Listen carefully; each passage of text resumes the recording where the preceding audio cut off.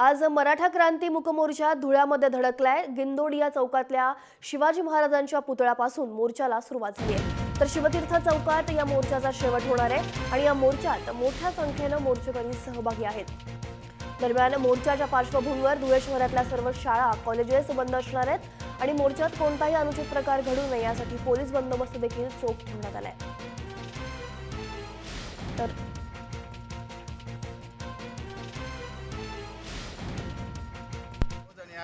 सर्व महिलांपासून तरुणींपासून तरुण आणि सर्व वयोवृद्ध या ठिकाणी सर्वजण एकत्र एक मनाने एक दिलाने सर्वजण शांततेत चालत आहेत। कुठेही काही गाजावाजा न करता मूक मोर्चाचा जो मूळ उद्देश आहे तो मूळ उद्देश आपल्या मनामध्ये घेऊन सर्वजण या ठिकाणी चालत आहे। मराठा क्रांती मूक मोर्चा आज धुळे शहरात आहे।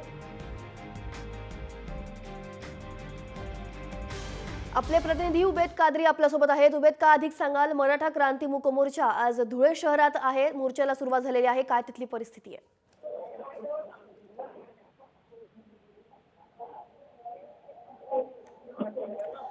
उबेद कादरी आपल्यासोबत आहेत। उबेद, तुम्हाला आवाज ऐकू येत असेल तर आज धुळ्यात मोर्चा आहे, मराठा क्रांती मोर्चा, काय तिथली परिस्थिती आहे, काय अधिक माहिती द्याल?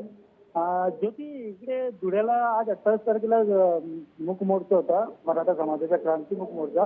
या मोर्चामध्ये 5 ते 6 लाख पब्लिक असे अंदाज आहेत पोलीस प्रशासनाचा। ज्योती बोला। शिवाय कोणताही अनुचित प्रकार घडू नये यासाठी पोलीस बंदोबस्त कशा प्रकारे ठेवण्यात आलाय?